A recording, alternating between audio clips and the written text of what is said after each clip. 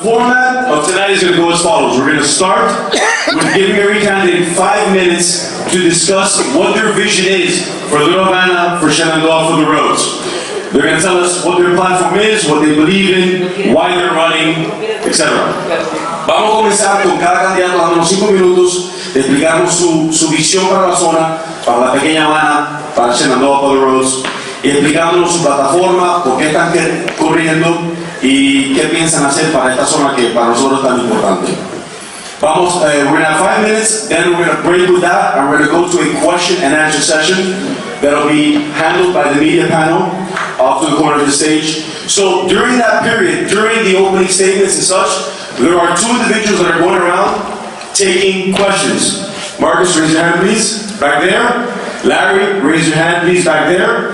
So during that period, I asked, if you have a question that you want to pose to a candidate, go back, present your question to them, they're going to write it down, they will submit it to the media panel, and when we get to the question and answer segment, those questions will be asked to the candidates. You will have your opportunity.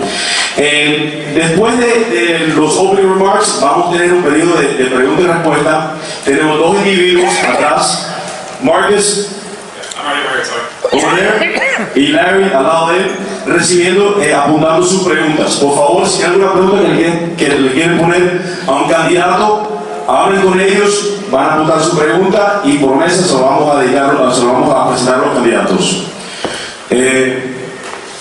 Candidates, your timers are over there. You get 5 minutes for opening remarks.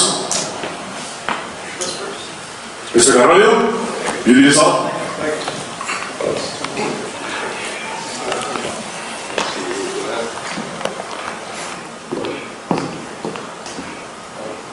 Can't see where the switch is at. 1, 2, 3, testing. We got it.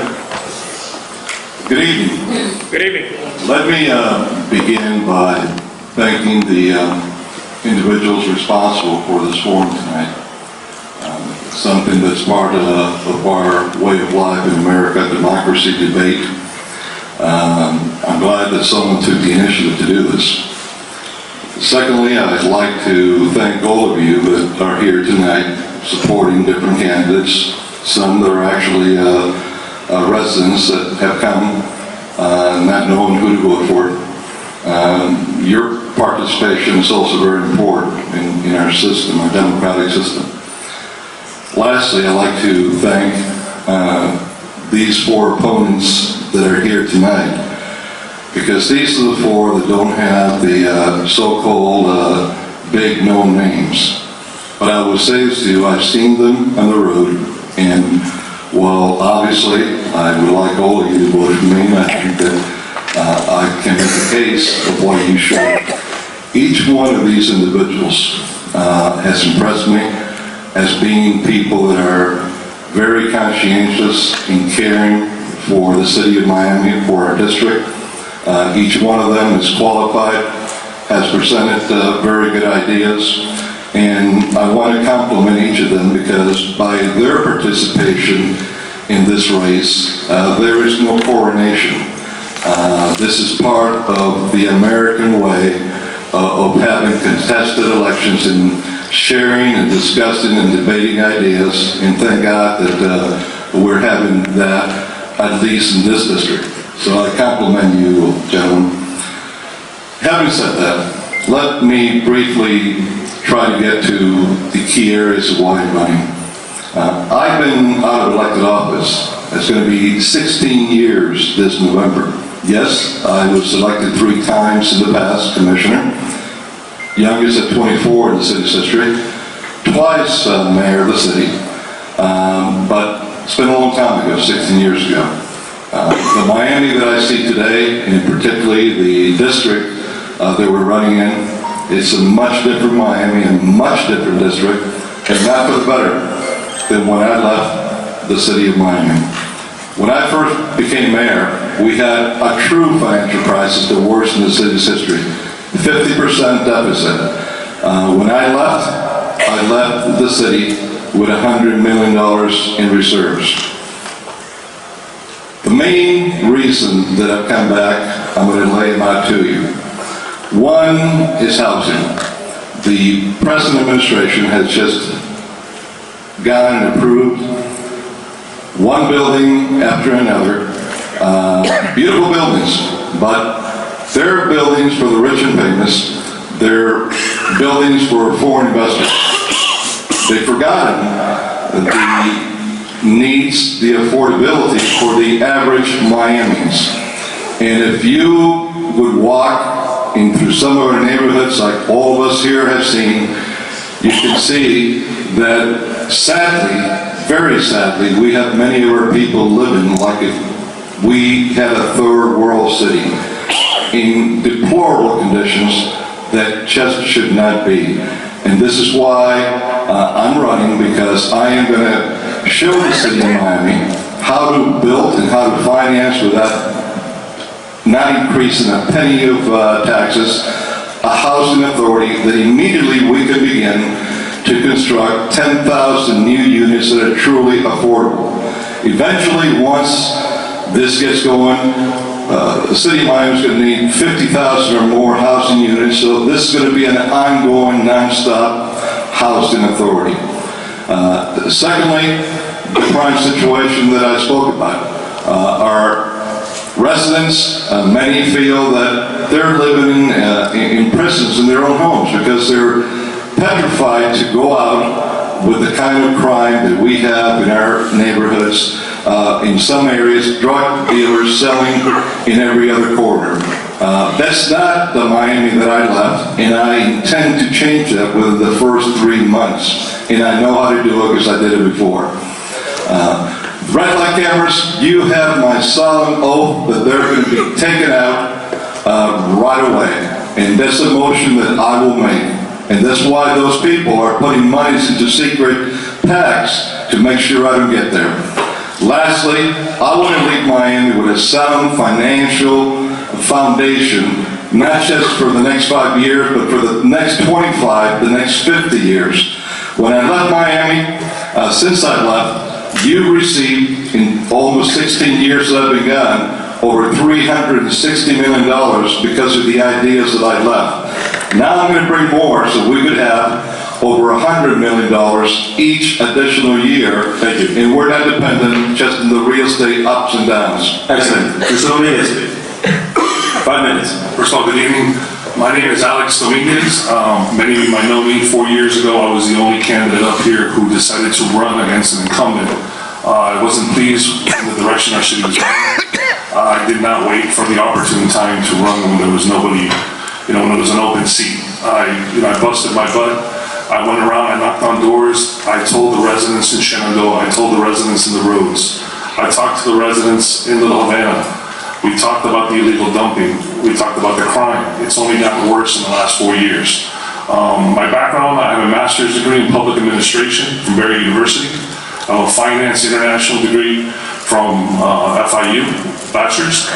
I've been in the private sector, I worked for Fortune 500 companies such as Abbott Labs, Synovion, Sepracor. What the city needs is to be realistic. For the last 10 years of my life as a private citizen, I get the same garbage you guys get in the mail.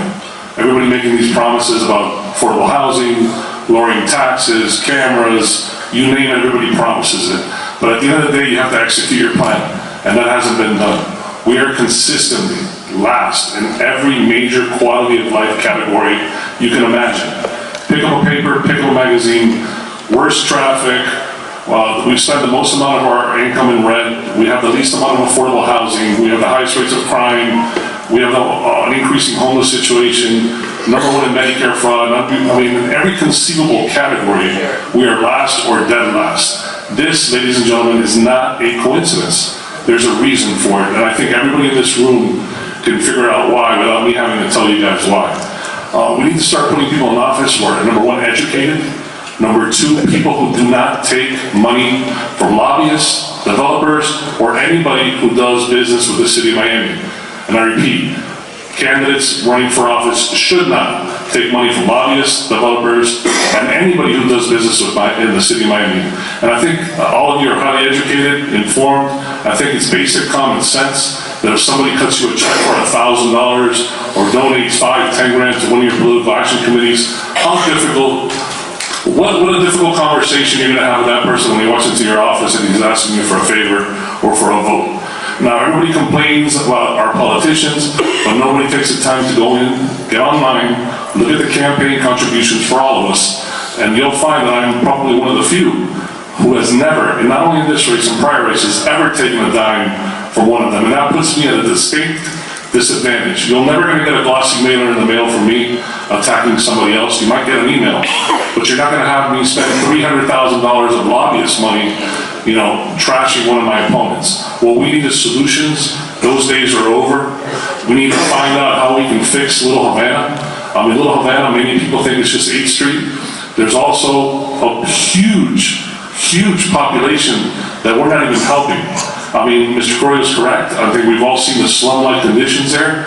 My plan for affordable housing for those of millennials in attendance that think they can't afford the city of Miami is the following. We've been fining these slumlords for so long, for many years. They laugh at us, they pay the fines, it's the cost of doing business, and they're still not fixing up their property. My plan is to condemn those properties, knock them down, buy them through either eminent domain or on the open market, create a land bank where the city of Miami can create those units. We need about 80,000 units of affordable housing from what the studies show us. There is no way in hell we're gonna build 80,000 units, which is twice the size of Brickell Avenue, unless we have the land to do so. So you gotta have realistic expectations. We need to go after the people that are slumlords, take their property, knock them down, and we also have to go after unsafe structures that have been around forever and haven't been able to be knocked down by the city yet. Just with those two sets of homes, we have a land bank that we can create to build affordable housing and clean up Little Havana.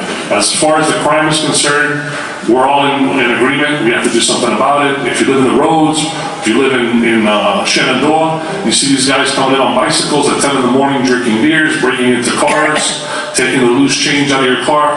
It's getting worse and worse and worse every year. Sooner or later, somebody's gonna get hurt. Thankfully, it's been a bunch of petty crime, because it's usually money that they need for drugs. There's a huge heroin epidemic in the city.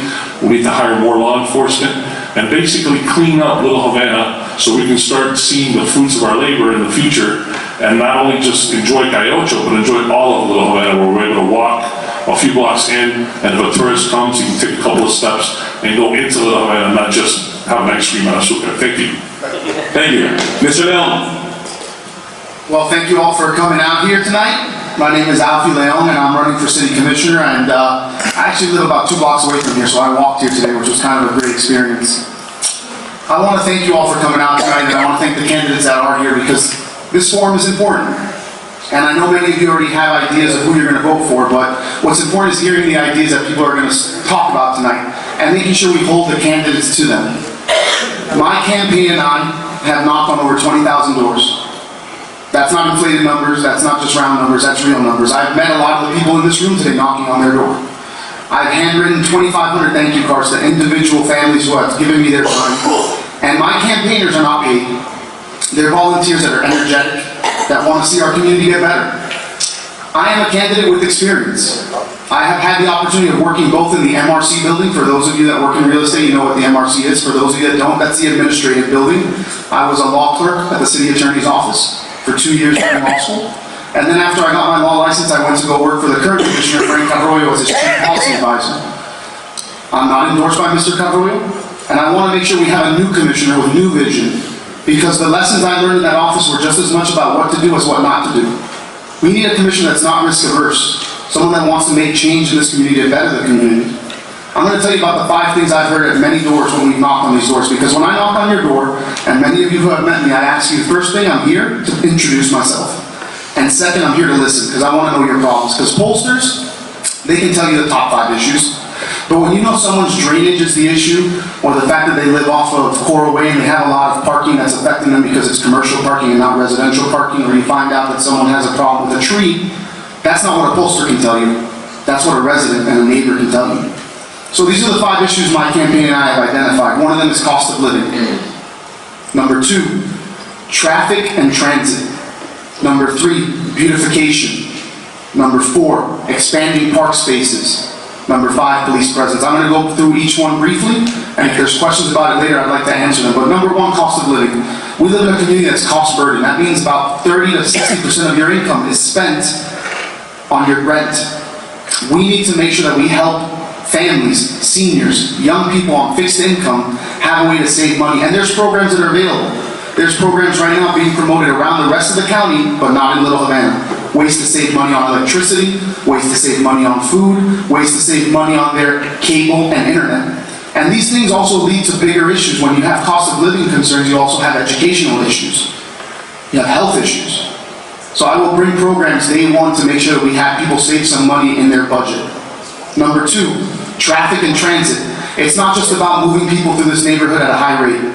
It's about having people walk safely through their neighborhood. I'm looking at 2 residents that come from Robert King High, who they have to walk to their grocery store. And they feel scared to cross the street because of how fast people are going. We need to make sure we have safe streets in residential neighborhoods and on main thoroughfares. Transit. We need to find systems to get people, one, getting out of their car. We need to make sure people can ride a bike safely. And we also need to make sure that people have bus stops that are covered and seated. Number 3, the issue of beautification. We can no longer have a neighborhood that's a dumpster. People come to our neighborhood and dump trash, and that would not happen in District 2 or District 4 because it would get picked up quickly. And we need someone that's willing to take these issues and make sure we clean up our neighborhood. I have volunteers that we clean up trash, we paint over graffiti. Why? Because I think if we had enough volunteers like our high school students that are here from Miami High, we can start making a small little impression on cleaning up the neighborhood. Number 4, parks. If you look at a map of the district with our parks, we have no parks. It's sad. We don't even have a dog park. I've talked to a lot of the neighbors that have dogs. They don't even have a place to take their dog. We need parks. It's good for your mental health. It's good for your physical health. It helps fight crime. It's a place for people to get together and enjoy their community. We need more parks. And finally, police presence. I want police in the neighborhood before there's a crime. People that live near here on 22nd and Flagler say, I see the stop station every day, but I don't see police in my neighborhood. We need to have community policing where police know these individuals by name and police can be there before there's a crime. And finally, this has nothing to do with our campaign, but everything to do with what's important about this election. If you elect the same names, you're going to get the same results. I'm running against 90 years of political dynasties. People with $700,000, $800,000 in their bank account. As we say in Spanish, puede ser que tienen compromisos con los intereses y los cabilderos. They might be beholden to special interests and lobbyists. The only person I'm beholden to is my neighbor. Because I want to make sure our neighborhood is good for your family and for generations to come. My name is Alfie Leon, and I would be humbled to have your support because we need new ideas, new vision, and new leadership at City Hall. Thank you. Thank you, sir. Mr. Soliman. Good evening all. Good evening all. Good evening. Good evening.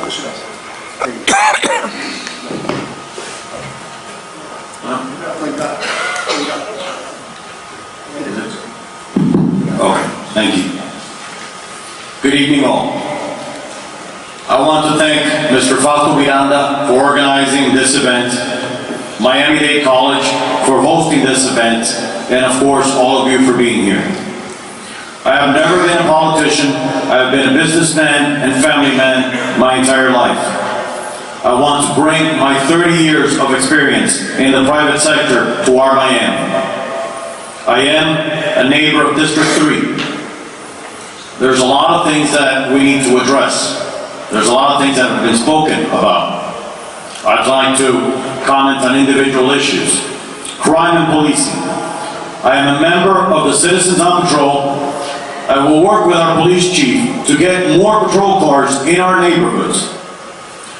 As to the growing drug situation in Little Havana, I will work with our police commanders to coordinate intensive drug raids and joint force with DEA and ATF to arrest these individuals and turn them over to the federal system. As far as housekeeping, cleaning our streets.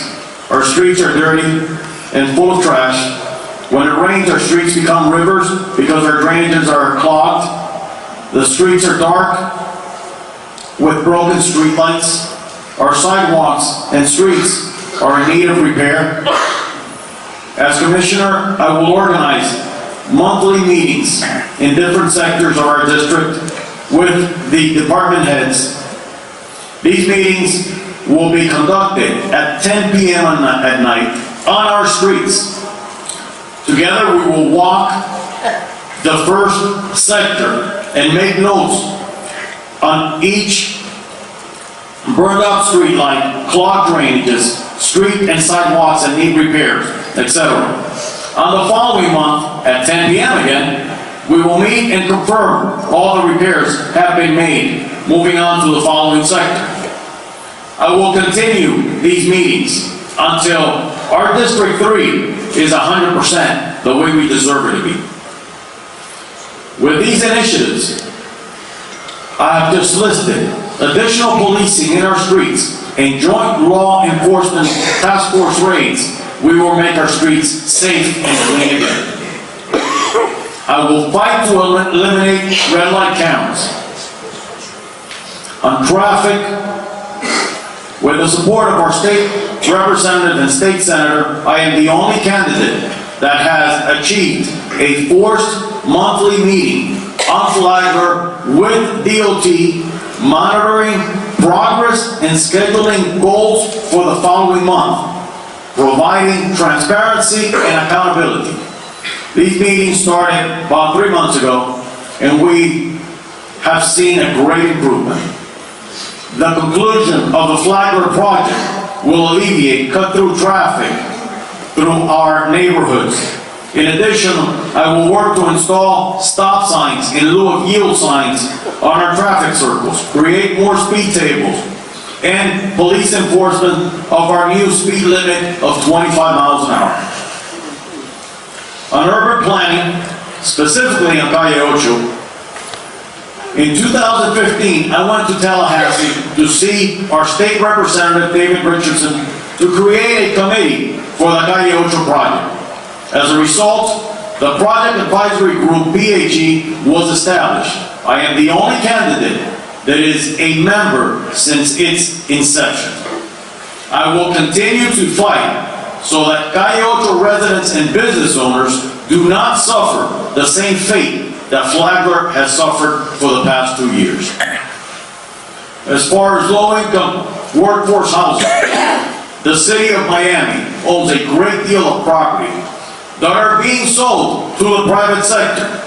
In my District 3, I plan to stop this practice and build low-income and workforce housing for our residents that cannot afford to pay the high rents on these properties. In the private sector, I plan to encourage developers to build low-income and workforce housing by allowing additional units with the condition that they be used exclusively for low-income and workforce housing. As far as parks, I will invest in parks in District 3 using impact fee dollars charged to developers. Thank you, sir. Thank you. I ask for your support and a vote for me against OB number 95. Thank you. Mr. Suarez.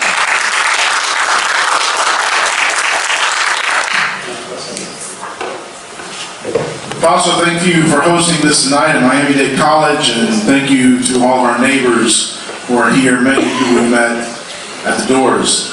My name is Jose Suarez, and I'm not part of any political dynasty. I just want to issue that disclaimer now. But I am running to be your next city commissioner for District 3. But to know why I'm running, you have to know a little bit about my story. My family came here in 1963 from Cuba without a red cent in their pocket. My grandfather immediately went to work selling pan con leche on the corner of Southwest 6th Street and 10th Avenue. My grandmother worked sewing for a sweatshop. Over the course of the next couple of years, they got better jobs. And 6 years after arriving here in 1969, they did what today is unthinkable. They bought a home, the home we still live in today. My father taught me to never bend my principles and always hold myself accountable. My mother taught me to live life to the fullest and always make my voice heard. And my grandparents lived as an example of hard work, humility, respect, and dignity. These lessons and characteristics are what brought me here today. But my neighbors, for far too long, This city and this district has been plagued by ineptitude, mismanagement, and corruption. If we had laws against nepotism, this race would be much smaller. Through this process, you've heard complicated terms and policies meant to keep us busy with our minds racing. Candidates taking credit for things they've never done, and at best, never letting a good crisis go to waste. You'll hear how adding more layers of bureaucracy will solve all of our problems. But my friends, all we need is to be guided by honesty, accountability, and a vision of what we want to leave behind for our children and future generations to come. Our city's and our district's single biggest issue, actually a crisis, is that we lead the nation in the disparity between wages earned and the cost of living. As your commissioner, I'll work to ensure that together we invest in the right solutions. I'll focus on fixing an affordable housing system that is broken and corrupt and hasn't worked for over a decade. We need to leverage our public lands and our empty lots to build green spaces and parks for our families and children to enjoy. We need to improve and expand our street and drainage and cleaning initiative just to stay on par with what other major cities are doing around the country. And we need to develop a more proactive relationship with our police that looks beyond crime stats and a bogus community outreach program. We need better public transportation. Traffic is a huge issue in our community and will continue to be, because people are going to keep coming. We need to involve the private sector to help us solve these issues, to be bold, and think about ways to get us out of cars and on public transportations like we've never done before. But yet we have one of the worst public transportation systems in this city. And we also need to support and be better advocates for a small business community that is currently being crushed by the very entities that are supposed to protect it. My first day in office, I'll begin to work to ensure that we're receiving our fair share of the tourist tax. In the county, we're the third most visited destination, in the city, the second. And we need to reinvest that money in our community. I'll also work to tax foreign investment money that's coming in and buying up our condos and artificially inflating our cost of living. My neighbor's tropical storm Irma exposed the city. It showed the ineptitude and mismanagement that plagues us. We need serious upgrades to our processes, serious upgrades to our infrastructure when it comes to working with utilities to harden our electrical grid, to upgrade our drainage system. Nobody wants to see the images that we saw from a tropical storm where Brickell was floating on underwater and neighborhoods in Little Havana were completely flooded. Some of the highest Little Havana, this district in Shenandoah actually, where we live, one of the highest levels above sea level. Our neighbors were concerned that just a few more inches, they were going to be in trouble with the water that was coming in. We need bold solutions to serious issues, and this election is going to determine the future of our district as we know it. So my friends and my neighbors, on November 7th, vote for a voice of the people, not for the same old that we've been voting on for decades. Vote for Jose Suarez as your next City of Miami Commissioner. Thank you. Thank you, Mr. Suarez. So we have the opportunity to hear from each one of the candidates. I remind you, we have two people in the back. Slides over turkey. Larry over here, Marcus on that end over there. Please, the next segment of this program, we're going to be taking your questions and presenting them to the candidates. This is the most important part of the program because it is the part where you can interact with the candidates, find out the answers to your personal issues, questions. And remember, we have a very important decision to make today. It is very important that we as the constituents are involved. So please present your questions to those two gentlemen in the back. Take a few minutes, get back there, and we'll reset real quick. The financial situation of the city administration, and what would you do to improve it? Number one, it's a big secret. Excuse me. Because none of us up here. I'm sorry, if we could Get a restart. Number one, it's a big secret what our real financial situation is, because the administration really hasn't let the public know. We don't know. What we do know are bits and pieces, and they're not pretty. The Florida Supreme Court a few months ago ruled that the way the city had balanced its budgets in the last 7 years was illegal. And that the city had illegally taken benefits away in salaries and so on to city employees across the board. Recently, one of the state employee panels reaffirmed that.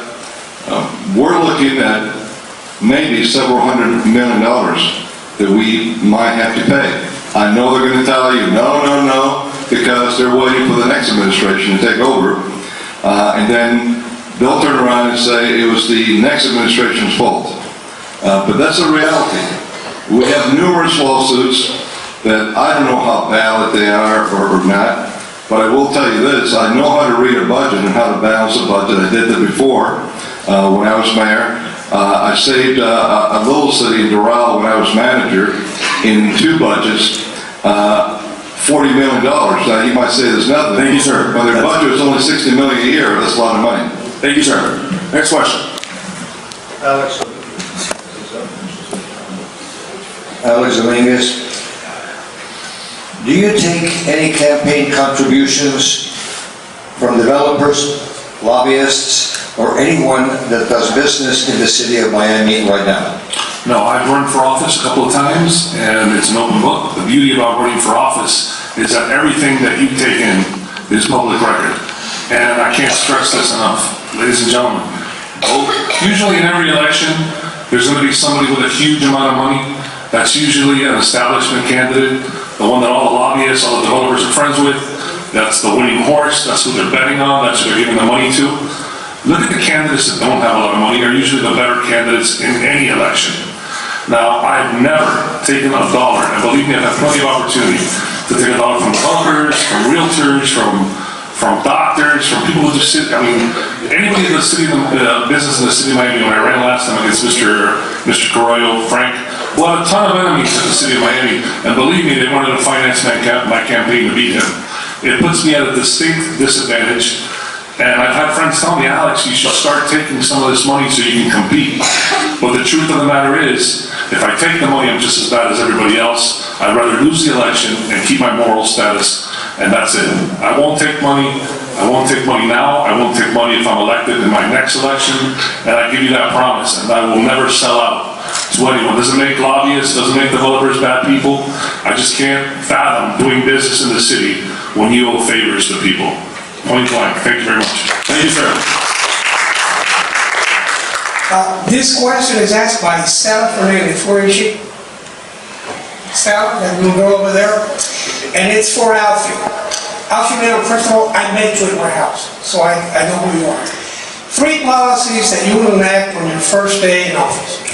Number 1, I would like to see us do a program for vacant lots in Little Havana where we can actually work with the investors that own those lots who are not going to develop over the next 5-10 years and turn those into pocket parks, turn them into farmers markets, dog parks. And that can be done through a tax credit program. And there's also a program that we can do in this neighborhood for Citrus Grove and in Miami High, where if we work with the school board, we can do a shared use program where those spaces can turn into parks. The thing the city would have to do is take on some liability and make sure we have appropriate people there to survey in the space to make sure it's safe. Number 2, ancillary dwelling units are these little efficiencies, grand mal flats. We should really start amnestying those spaces so that we can have more housing stock, affordable housing stock. Other cities have done it. One gentleman just mentioned it to me, and I think it's a remarkable idea. I've looked into it before. And the last one that to me is extremely important, community standards. Across the board, there's a lot of neighbors that worry about noise, trash that's not cleaned up properly, yards that aren't maintained. We need to have the same type of standards in our district as any other district. If in Coconut Grove someone had a sofa in front of their house, that would not happen. It would be cleaned up within 30 minutes. We need to make sure that our neighbors don't have the worry of a commercial entity that has loud music running until 3 in the morning. We got to make sure that a neighbor that has their trash on a systematic pickup system is not putting out their trash 5 days before the bulk trash pickup. And I think community standards would also help us have more pride for our community and seeing how it's cleanliness and having more neighbor-neighbor interaction. So those are the 3 programs. Thank you, sir. This question is for Mr. Regalado. Why are you running for office? Well, thank you very much. Born and raised practically my whole life in District 3. Not only am I continuing a legacy of elected public service from Mayor Tomas Regalado, and not only him, but also from my mother, who was a voice for many who didn't have a voice for many years as a journalist and a radio broadcaster as well. I'm running because I'm a father of 2 boys who can't do what I did when I was their age on 28th Road. They can't ride a bike down our streets for a simple reason is that the cars are doing 95 miles per hour and it looks like a Formula One raceway. Everybody here in this table will agree with that. I think that cost of living for this area is exorbitant. I think that at the end of the day, we're looking at that this is the capital of the exiles, not only of the Cubans, but of all of us. And therefore, people are scared for what is happening down 8th Street with redevelopment by a lot, and that their prices are going up. On the other side of the district, crime is a very big issue, and so is drugs. So you ask why I'm running for my children. Thank you, sir. Thank you, sir. Jesus Suarez, how do we solve the crisis of affordable living and housing in Dade County? Yeah, so Suarez, I apologize, but I want to make sure everybody gets it right on the ballot. Okay. But, you know, as I said before, for many years now, we've been suffering from an affordable housing industry that is broken and corrupt. And so I think that there are many things that we can be doing. One, we need to keep, you know, we have over 1 million tourists are coming in to Little Havana every year. We need to figure out a way to keep some of those tourist dollars there. That's not happening now. They come and they leave. And we need to use that money to invest it in a community fund that will help us, not them, build affordable housing for us, but us to build affordable housing for ourselves. I also think, you know, the county last year voted against mandatory inclusionary zoning. And what that means is that when every development goes up, a certain percentage of it must be affordable housing. So, thank you, Miami-Dade County. We need to put pressure on the county as the largest economic engine of the county to stop getting pushed around by the county. And we need to take it upon ourselves to also fix these issues so that you either build affordable housing or you pay the city into a community fund that then is used to do that. But I think the first step is inclusionary zoning, and then lastly, we have to be brave enough to take on the state of Florida, who preempted rent control many, many years ago, and we need to do that because rent control has worked in other cities. We have plenty of examples to prove off of. It works for the property owner, it works to preserve the architecture, and most importantly, the residents. Thank you.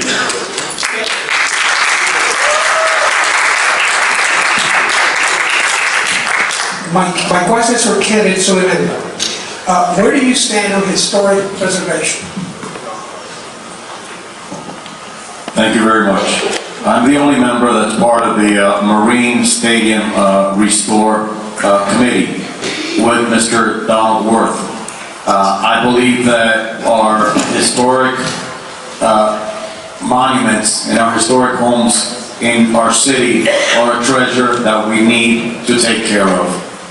They are very important to reflect the history of Miami, who we are as a people, and that is something that is in my heart, and I would like to save as many historic buildings and homes as possible. Thank you. Thank you, sir.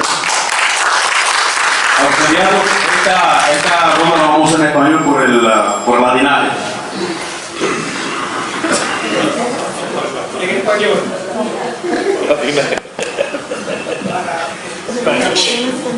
¿Cómo es que usted...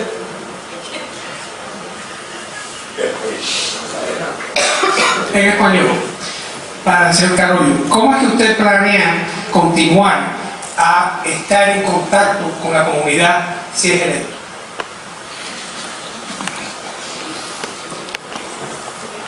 En la misma forma que lo he estado haciendo durante esta elección. A todas las personas que visito, a a todo lo que se ha mandado de mi campaña tienen mi teléfono celular privado que directamente se están conectando conmigo los residentes. No tienen que ir a través de nadie. Si yo estoy ocupado y no contesto, me pueden dejar mensaje y le devuelvo las llamadas, pero hay cientos de personas que me han llamado y han podido hablar conmigo. Yo creo que esa es la mejor forma de mantenerse en contacto con los residentes de este distrito. Gracias. En español. Me olvidó el español. ¿Usted apoya el rezoning o la cantidad de cambios en la zonificación de la ciudad en la Pequeña Habana? Alex O'Neill. Tenemos que ser realistas. El Miami Herald estuvo todos estos años en Biscayne Boulevard. El Miami Herald vendió su propiedad porque valía cualquier cantidad de dinero, millones. Si el periódico Miami Herald, que es el único periódico que tenemos en esta ciudad, vendió su propiedad para hacerse su dinero y irse al Dorado, ¿cómo vamos a pensar realmente que una persona que vive en la Pequeña Habana no va a vender su propiedad?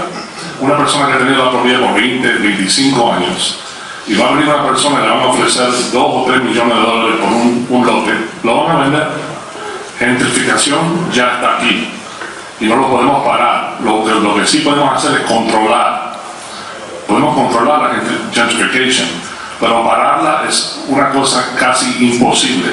En cualquier ciudad grande metropolitana en los Estados Unidos, Chicago, New York, Boston, Philadelphia, cuando hay un movimiento que las personas se mudan desde las partes afuera de downtown, la propiedad sube en valor. Para pensar que vamos a controlar, que no vengan los developers, es una cosa que es un falso, no es una realidad.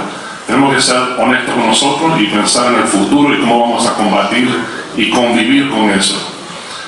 Si ustedes piensan que la Pequeña Habana se va a quedar como la Pequeña Habana es hoy, están muy equivocados. Tenemos que vivir una realidad. Muchas gracias. Muchas gracias. Señor León, usted trabajó para el comisionado Frank Arroyo. ¿Cómo es que usted sería diferente a él? Bueno, el tiempo para tener un enlace en la ciudad. Alguien que quiere servir para los vecinos, escuchar a los vecinos. Algo que tenemos en otras zonas de esta ciudad son los town halls, donde personas pueden ir una vez al año o 2 o 3 veces al año para hablar con los vecinos, preguntar a los vecinos de las agencias de la ciudad qué son los problemas. Tenemos que tener alguien que quiere apoyar a la ciudad. Tenemos que tener alguien que no nada más va a pasar por los diferentes comedores, pero quiere trabajar con cada vecindario. Necesitamos alguien que quiere estar ahí para cada voto cuando hay algo en la agenda de la ciudad, porque muchas veces comisionados salen y no están parte de los votos. Tenemos que tener alguien que quiere ser el voz de la ciudad y también enseñar la cara cada día, no cada 4 años cuando hay votación o cuando hay un Día de las Madres o cuando hay unos programas para el Día de la Gracia. Yo voy a continuar haciendo eso porque las personas mayores merecen tener actividades, pero tienen que tener alguien que quiere poner una oficina de su propio sueldo en la Pequeña Habana, donde ustedes no tienen que ir a Coconut Grove cada vez que quieren visitar a alguien que cuando tú llamas el teléfono están allí para escuchar y no pasar la pelota a otra agencia. Ay, no, eso es del Estado, del alcalde, alguien que quiere trabajar para ustedes. Porque lo que estoy viendo, muchas personas dicen, oye, me siento desconocido en mi ciudad, me siento desconocido en mi barrio. Y es tiempo para tener un representante para cada vecindario. The Road, Shenandoah, la Pequeña Habana, todos. Y algo más, yo quiero representar la ciudad entera, no nada más el distrito. Muchas gracias.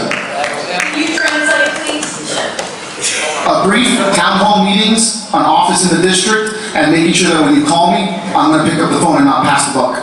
Well done.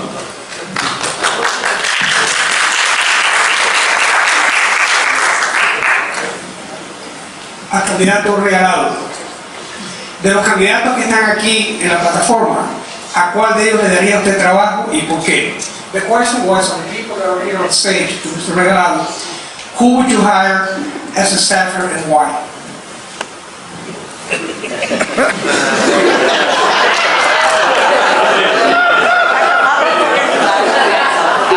You should hire them all. Una persona que quiere a esta ciudad, una persona que conoce este distrito solamente no para aspirar, una persona que quiere ayudar al prójimo, no solamente a los residentes que votan, sino a todos, porque esta es la capital del exilio. Nosotros somos una ciudad creada por inmigrantes y hay que acordarse de eso. Una persona que está dispuesta a sudar y tocar puertas y escuchar las cosas. El trabajo de un comisionado, especialmente de un comisionado de distrito, es hacer todo lo posible para que de su cerca hacia afuera eso esté arreglado. Las aceras, las calles, que haya seguridad pública, que los vagabundos no traten de entrar en los autos todas las noches para buscar cambio, que haya seguridad pública y calidad de vida. Una ciudad no se mide por la altura de sus rascacielos, señoras y señores, se mide por la calidad de vida. Y eso es extremadamente importante. Y también uno que no quiera borrar la historia de lo que han hecho estas personas, la ciudad de Miami, y venderse a cualquier cabecero o a cualquier urbanizador que quiera cambiarle el nombre a la pequeña Habana y nombrarlo ahora Westbrook. Esa es la persona a quien yo contrataría para mi oficina. Gracias. Well, can we have a translation? Can we have a translation of that? Yes. Translation. Would the candidate like to give a two-line translation? Briefly, please. I would hire somebody who loves this district. I would hire somebody who not only wants to represent those who vote, but all who live here, immigrants or residents. I would hire somebody who wants to make sure that the sidewalks and the streets are clean. You do not measure a city by the height of its skyscrapers, but by the quality of life. Thank you, sir. The question was a big one. So we're gonna keep ourselves organized. The media panel will be controlling the rule of questions. Thank you. Thank you. He didn't answer the question. That's all right, let him go, he answered already. Let him go to the next one. Alfonso León, ¿cuáles serán sus planes o ideas que ha considerado para perdón? Bueno, Solimán, perdón. Por orden. ¿Qué planes ha considerado usted o ideas de imponer un sistema de tránsito normal, serio y seguro en esta comunidad? Muchísimas gracias por esta oportunidad. Un sistema que nosotros hemos desarrollado es el Trolley de Miami. El Trolley de Miami está funcionando muy bien y está sirviendo a nuestra comunidad.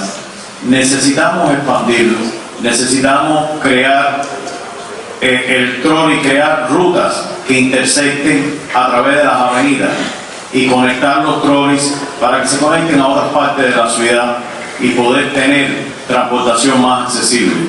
En la calle 8 estamos planificando de hacer un proyecto nuevo en la calle 8, restaurar la calle 8. Posiblemente una de las posibilidades será convertir una de las sendas que sea exclusivamente para la transportación pública, y en eso nos podría servir el trolley. Yo mismo me he montado en el trolley y he utilizado el trolley para ir, voy hasta el final, hasta las dos avenidas, ahí me conecto con el People Mover, voy para el downtown, me bajo, camino a Bayside, y mi señora y yo hemos hecho eso muchas veces. Caminamos de nuestra casa a la parada del trolley en la calle 8 y ahí pasamos un rato bien sin mover nuestro carro y funciona. El trolley funciona, lo que tenemos que elaborarlo más.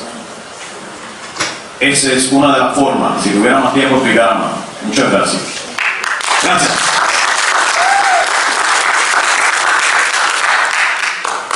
This is for José Suárez, not for Jesús Suárez.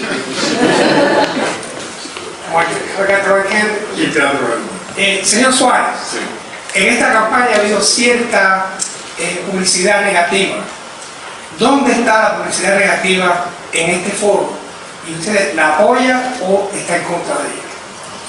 Yo estoy en contra de ella porque yo creo que ese es uno de los problemas que tenemos aquí en la ciudad de Miami.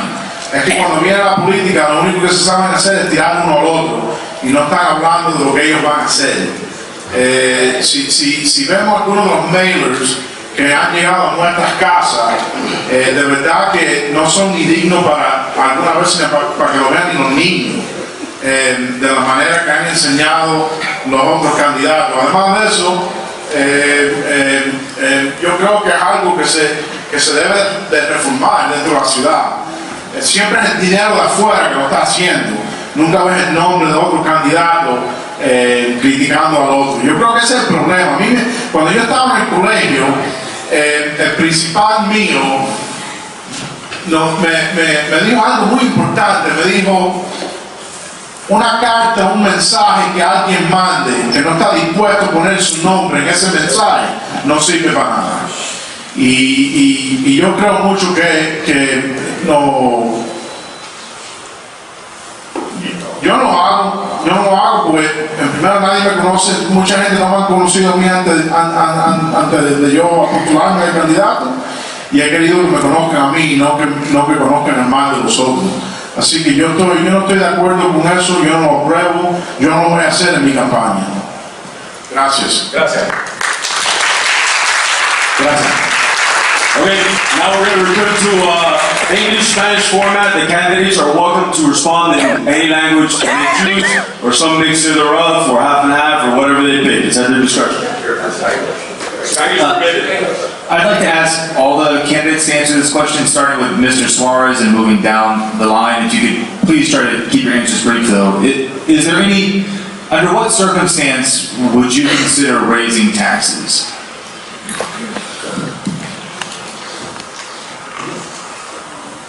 First of all, that's to take money out of residents' pockets is a serious issue. And before we take money out of residents' pockets, we have to have a really hard look at how our city operates, okay? Now, we have to have improvements in this city to our infrastructure. The last ones prove that.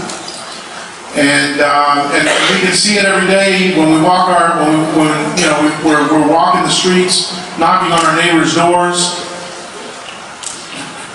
So, and I'll give you a perfect example. The current mayor wants to talk about how the budget is balanced. The budget's not balanced. There is no balanced budget. We owe our first responders and our hard-working employees of the city, okay? We owe them a lot of money because the city decided to violate their collective bargaining agreement. That money is going to have to come from somewhere. As a candidate, as a commissioner, I would look first at ways that the city is being very inefficient with its money, which is everywhere. Look at the Flagstone project. We were getting $2 million a year for a property that should have given us maybe 10. Okay? And that's just one small drop. So, first we have to look for efficiencies in government, and I think there are plenty of them to be had. And then, we have to make sure that we're delivering the services that we require. Miguel, you need a question again? No, it's not necessary. There's really no situation where I would agree to raise our taxes. There is plenty of fat to be cut. We have a lot of projects that I simply don't understand the numbers. Take our traffic circles. A couple of trucks of concrete, some pavers, $250,000. I can't understand how that costs that. A street we did on 8th Street and 15th Avenue, $400,000. A park on 12th Avenue, next to the Net Office, and 14th Avenue. One lot that was purchased for $400,000. The total cost of that one lot park was $2 million. We could have bought 4 lots and still had $400,000 to buy a lot of nice equipment. I still don't understand the math.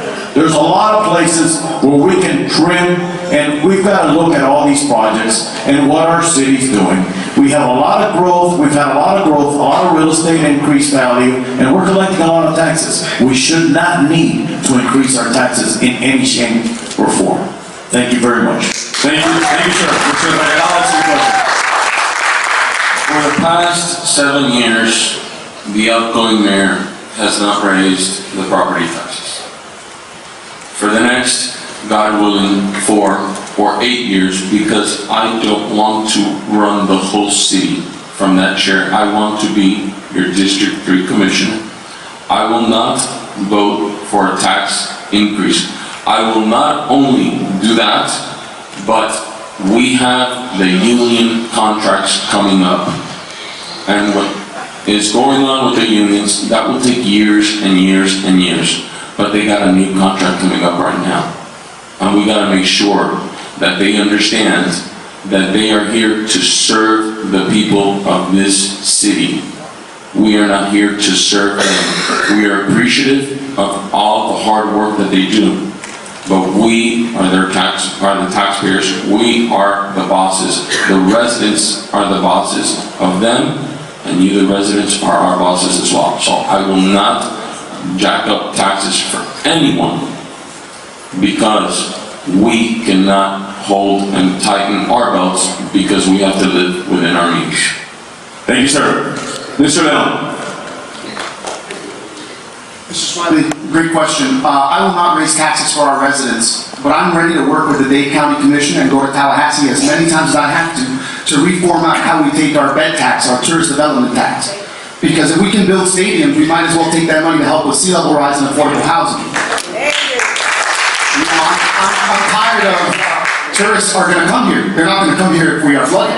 We need to do something about that. And I want to make sure that we look at different formats of how to not raise our residents' taxes, but people are coming from across the globe, and it's not going to affect our hospitality industry, because every year we post brand new numbers that are better than last year. We're record shattering.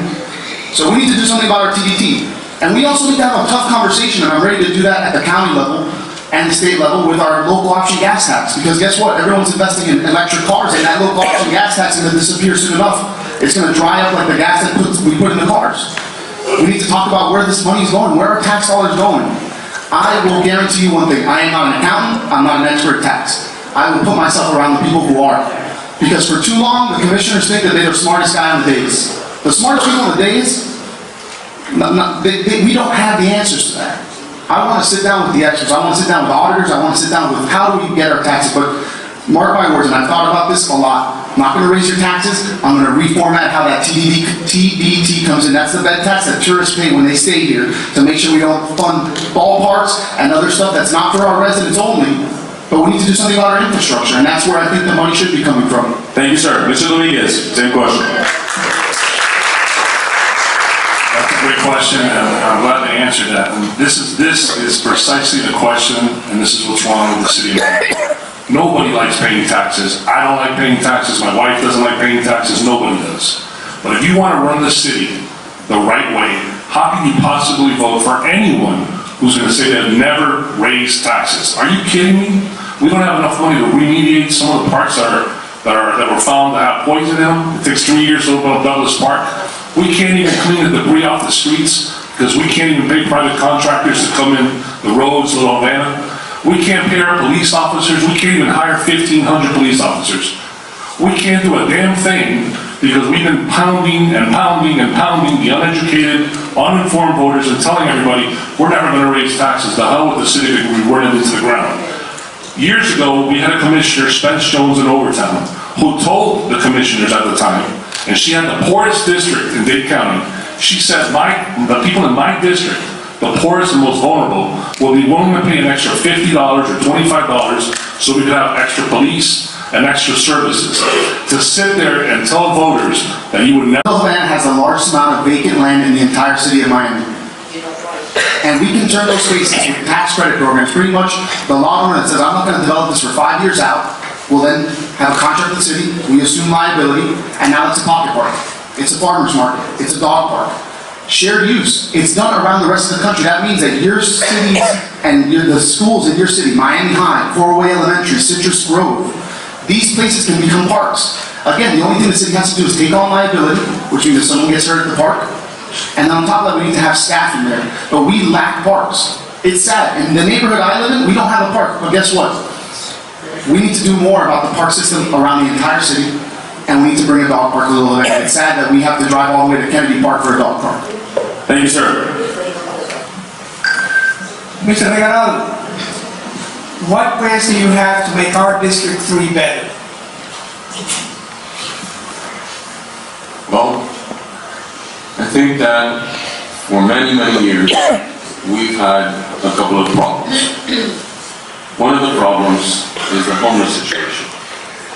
And when you use the money given to you for combating the homeless to give money to the Perez Art Museum, you know that there's a problem. That is what others have done. Instead, you go in and you start cleaning.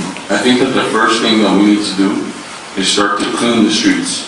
Pressure clean those sidewalks. Make sure that those tourists that are coming into 8th Street are walking down clean streets and not saying, this is disgusting. I think that that's one thing. So it all goes back to quality of life. Second, what we need to do is we need to reach out to those who want to make it better.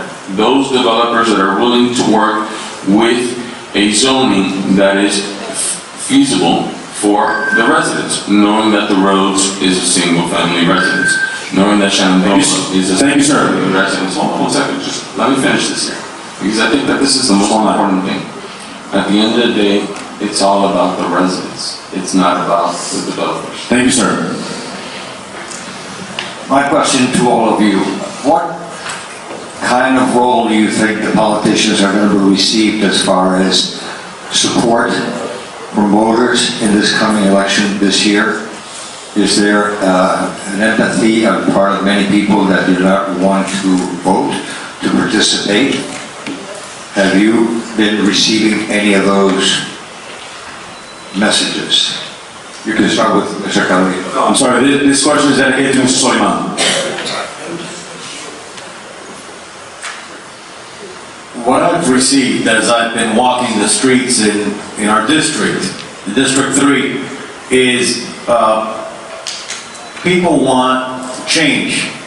They want a new face. They want someone that can relate to the day-to-day problems that we encounter when we walk out of our doors, when we drive down our streets. That's what I've found.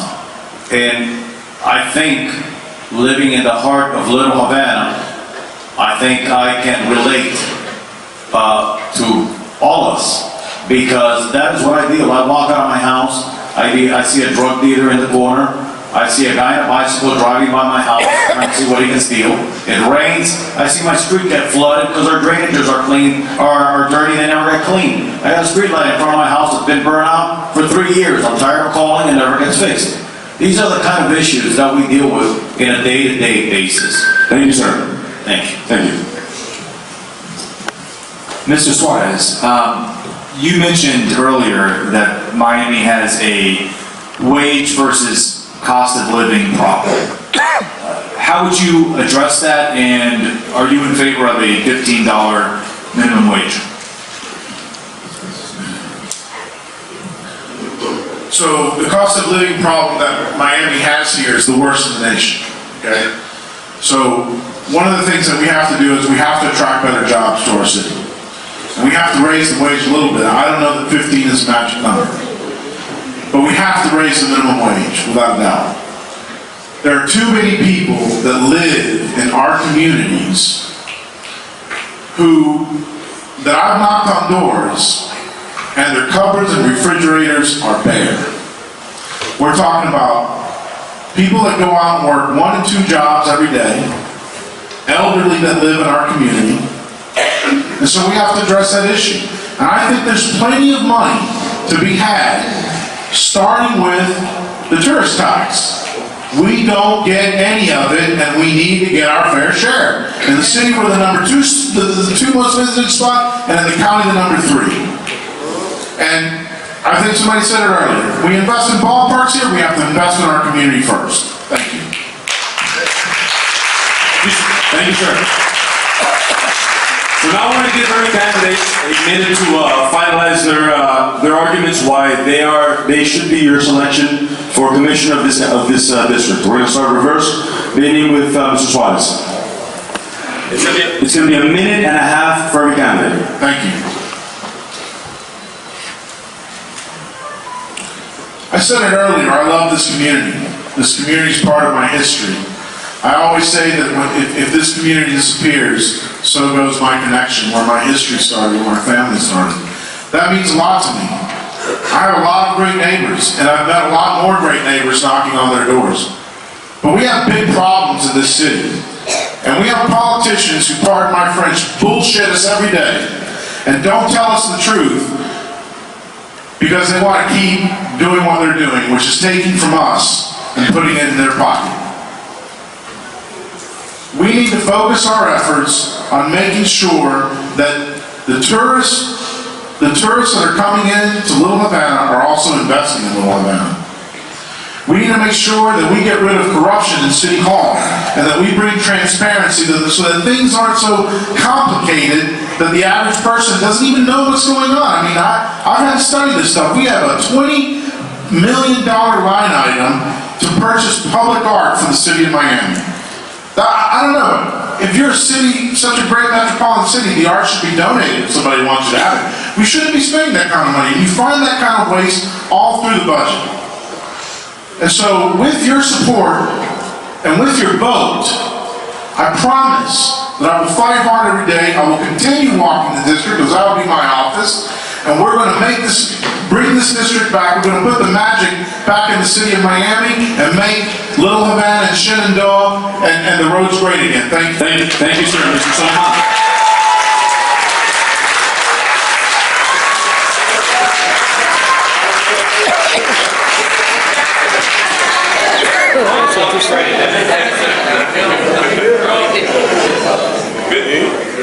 Mr. Sulaiman, you have our attention.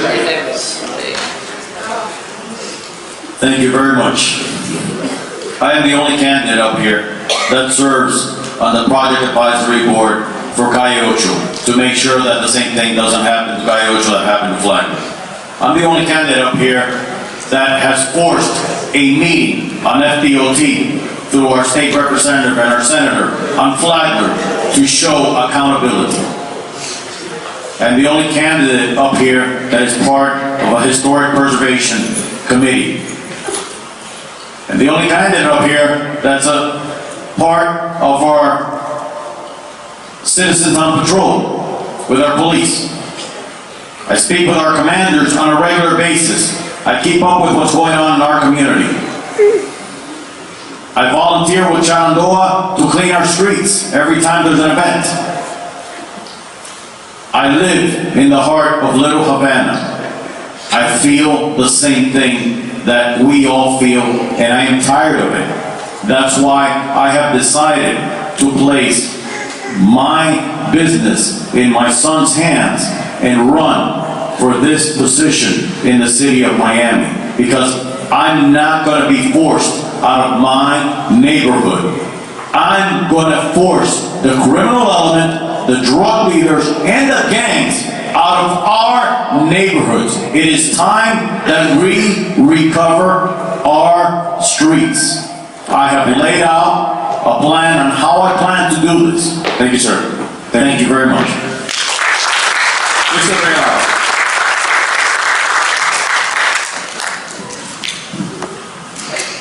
This is not about me.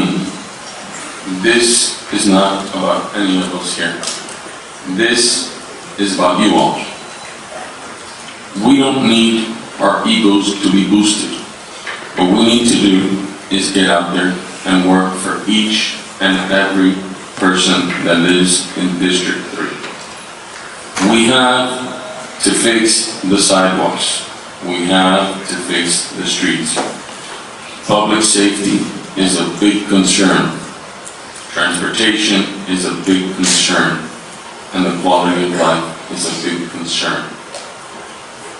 The things that are going to come up in front of the legislative body of the city of Miami in the next coming months and in the next 4 years are very important things and very crucial things. Everything from the union contracts, everything from the rezonification of different areas, For those that want to change the name to West Brickell of Little Havana and erase the history of these exile communities that come here, you have found somebody who's going to battle with you. Because we will not allow somebody to erase history.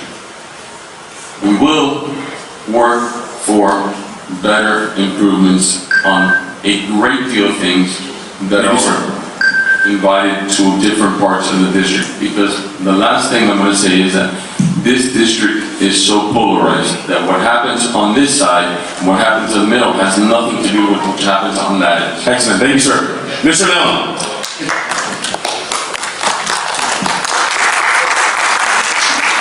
I'm going to say some words in Spanish real quick. Yo soy el señor Alfie León, soy el candidato más joven, tengo experiencia, soy abogado en esta zona, vivo en esta zona. Y es tiempo para caras nuevas, sangre nueva y una página nueva para esta ciudad. Merecemos candidatos que no son parte de la cadena de las dinastías de esta zona, porque si elegimos los mismos nombres vamos a tener los mismos resultados. Más basura en la calle, más crimen en la calle. Tenemos que tener ayuda con el gasto, los gastos y el costo de la vida. Merecemos a alguien que quiera ayudar a cada familia en cada vecindario. Yo soy el señor León, el número 93 en la boleta. My name is Alfie Leon, and it's been awesome to be here today to speak with you. We need new fresh ideas. We need new fresh blood, and we need a new chapter for this community. If we get the same people running and getting elected, we're going to have the same problems. Trash in the streets, crime in the streets, transit and traffic issues. I've knocked on 20,000 doors, not because I think it's a merit, but because that's how I learned what the issues were and got to meet you people. Because my neighbors deserve someone that wants to really listen to them and make change in this community. The city of Miami and this district is the only district that touches every other district. The future of this city is in this district because it's part of the past. It's part of the history. Before it was Little Havana, it was Riverside. Now it can be Little Managua and a lot of other things, but guess what? We have amazing people that have lived here for 50 years, and we have amazing professionals that are coming to live here for the rest of their lives because we have something special. And I would really appreciate your support. I am number 93 on the ballot, and I'll stay after to answer any of your questions. Thank you. Thank you, sir. Mr. Dominguez.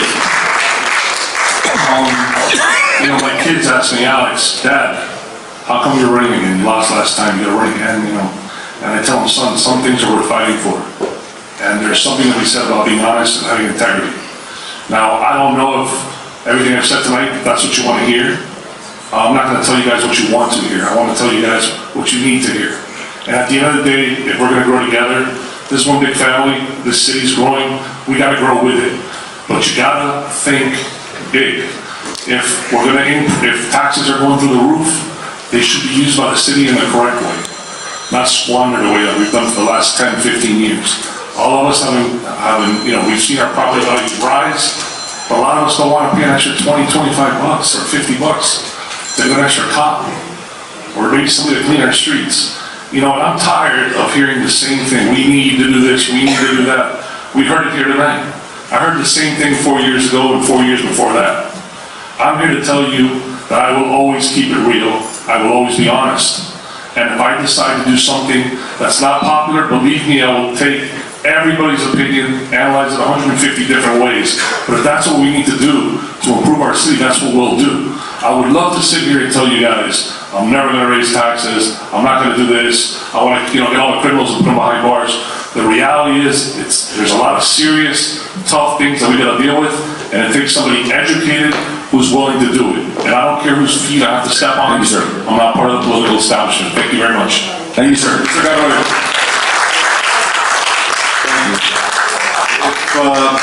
If you're going to get the same results from me as commissioner that you have from me when I was mayor almost 16 years ago, then this election is going to be a slam dunk for me.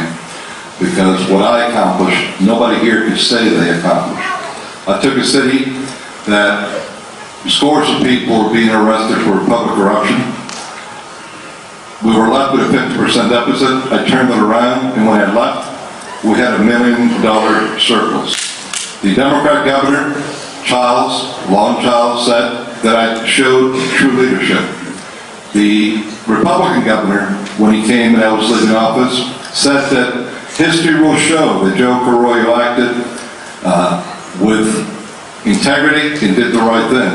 And the Miami Herald of all people, that rarely says anything positive about any elected official. When I left office, they did an editorial that said, "Thank you, Mr. Mayor." And he said, when Miami was at its worst, he was at his best. With me, you showed me one politician that has left office, that has left millions and millions of dollars coming into the city's coffers, or any government's coffer, when they left office. When I left, just on 2 ideas that were my ideas that I shepherded through and fought through Tallahassee to make them a reality, you received over $360 million today, and this year alone has been over $30 million. Thank you, sir.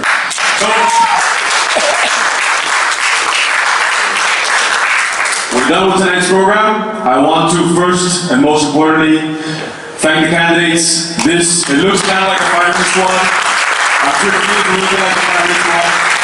So we need to thank every single one of them for having the refuge to come, stand before us. I think most importantly, all candidates would also agree we need to